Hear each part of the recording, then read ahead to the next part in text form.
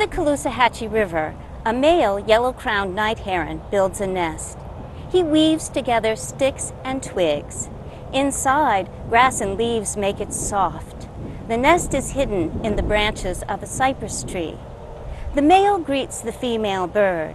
As part of mating, they bow, raise the feathers on their necks, and call softly to each other. They also fly in circles.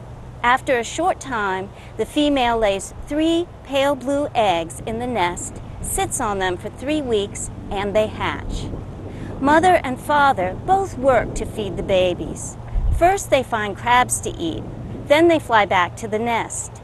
They bring the food that they have swallowed back up from their stomachs and feed it to their babies.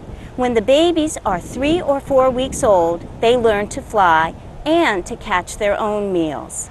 A northwest wind pushes cold weather, and the wind blows one young heron away from his family.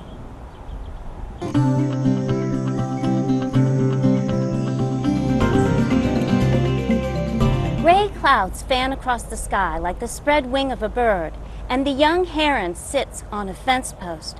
Often gulls and anhingas perch on the walls and railings of the lock and dam. The lock must be opened to allow boats to travel to and from Lake Okeechobee. No boats are here now. The heron is alone. Rain spatters the metal walkway. Quick steps sound an echo on the bridge from the shore. A man runs toward the heron. When he sees the heron, the man stops. Breathing deeply, he scans up and down the river. Then he quietly turns to the heron. "Well, little fellow, looks like we're the only ones to brave this weather." The heron ruffles its feathers. "You're not hurt, are you?" the man asks. The man tilts his head, looking closely. "Doesn't look like it. You're a yellow-crowned night heron, aren't you? Scientists call you Nyctinassa violacea. That's a noisy name for a shy bird. How about I call you Nick?" The wind gusts and the man looks at the sky. It might not be night, but it's dark. "Is this your kind of weather?" the man asks. The heron turns its head toward the wind. "Looks like it's going to get worse." The man zips his coat. The noise startles Nick, and he spreads his wings. In the air, the wind seems to toss him. "Goodbye, Nick," the man calls, but his voice is lost in the wind.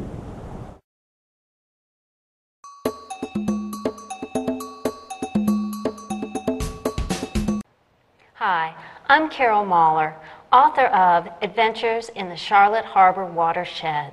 Today, I'm at the television studios of the school district of Lee County, and today, Rick Tully is with me. And I'm with the environmental education program of the school district of Lee County. But today I'd like to read the words of Dr. Charles O'Connor, who also was with the environmental education program and is now a science teacher at Lexington Middle School. He wrote about the locks and the dams on the Caloosahatchee River. The man-made lock and dam on the Caloosahatchee are made of concrete. They block the water from its natural gravity flow toward the west, creating a pool behind the structure. The lock is the gate that boats and manatees pass through to get to the other side.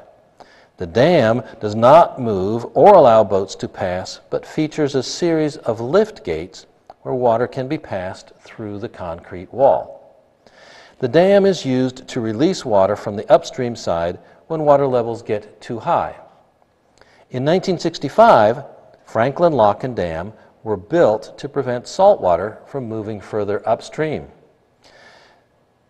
This protects fresh water that is used for drinking and for crops. There are 2 other locks and dams on the Caloosahatchee River, and all 3 have changed the river. Between the dams, the river used to be a curvy, shallow river that was part of an estuary. But the dams have helped to create 2 long, narrow lakes. The water doesn't flow as much, and silt or mud is a big problem. Thanks for reading that, Rick. And can you tell me, why is it a good thing for a river to be curvy? Well, the Curviness is a more natural situation for a river. Rivers don't tend to be straight, particularly as they age and they move downstream. They get curvier and curvier. This allows more edge to, for the river to interact with the land, for more habitat. It provides better filtration, and it allows the river system to function much better in the watershed that it drains. Well, but how about people who want to be in boats? Curvy rivers aren't good for that. They can't get from point A to point B as quickly, and that's one of the reasons why we've straightened so many rivers. We straighten them, we dredge them. Larger, deeper draft boats can move through more efficiently. So for some human reasons, a straight river is more efficient. But for natural biological reasons, a curvy river performs the functions that we need. Well, Rick, thanks for coming here today and talking with me. I've really enjoyed it. It's been my pleasure. Thank you.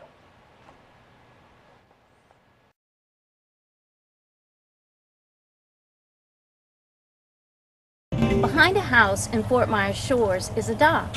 An older woman and a boy walk to the end. Under them, Nick stands in the water. Grandma, the river doesn't seem to be moving, the boy says. That's because the river mostly flows in a deep channel in the middle. This is an oxbow over the river, the woman says. The boy leans on the railing. Nick watches his reflection in the water. What's an oxbow? It's two things, really. She moves her hands to show the shape.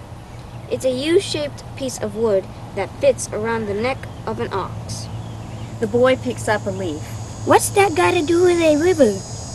When a river turns to make that same U-shape and is cut off from the main flow of the river, it's called an oxbow, the woman says. The boy throws the leaf in the water. Nick watches it float. This is a shallow oxbow that was bypassed when the channel was dug and the river became the Okeechobee Waterway, or C-43 Canal. It is part of the Cross-Florida Shipping Channel, which links the Gulf of Mexico and the Atlantic Ocean. The boy picks up a beetle and places it on the railing. How do you take the curves out of a river? The woman sighs. It wasn't easy. It takes a big machine called a dredge. It's like a bulldozer, and it digs sand out of the river. Wow, I want to see that, the boy says. Nick walks closer to a piling beneath the dock. It was a long time ago.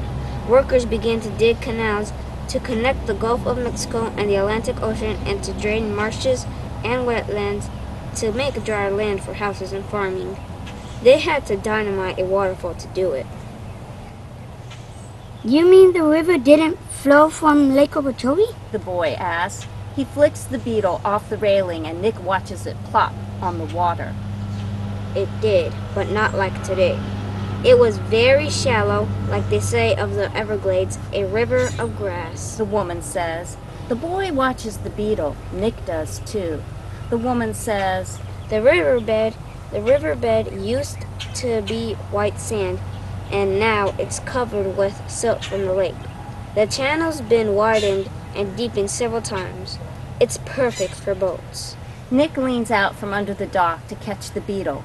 The boy points. That bird just ate my bug. Nick flies away.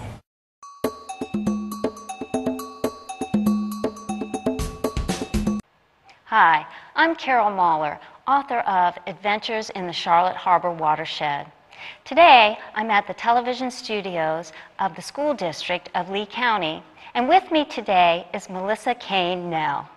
I work with Manatee County's Natural Resources Department, and I spend a lot of time working outdoors. Today, I'm going to tell you a little bit about yellow-crowned night herons. I'm going to read from Carol's book. Florida has two kinds of night herons, the black-crowned and the yellow-crowned. As chicks, both have golden eyes and brown and white streaked feathers. Adult black-crowned night herons have red eyes and gray feathers. The yellow-crowned night heron's head is black with a white stripe on its cheek. Named for their bright yellow forehead, both males and females grow a long white, feathery crown when looking for a mate. They are called night birds, but they often feed in the evening and morning. They eat blue crabs, mud crabs, mangrove crabs, fiddler crabs, small fish, aquatic insects, and even frogs. Thanks for reading that, Melissa. Now tell me, have you ever seen a yellow-crowned night heron? I have seen lots of yellow-crowned night herons.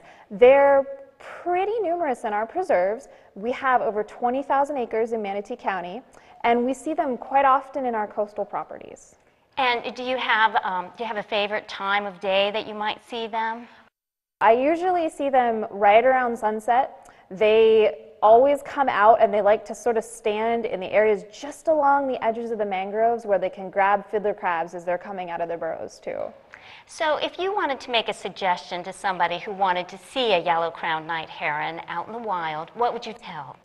I would tell them, first of all, they have to look very carefully because that coloration, the gray when they're adults and the brown and white when they're juveniles, helps them blend in really well to the mangroves. But if you watch very carefully, you might be able to see them hanging out on the fringes of the mangroves. Well, thank you so much for being with me here today. I've enjoyed it very much. Thank you.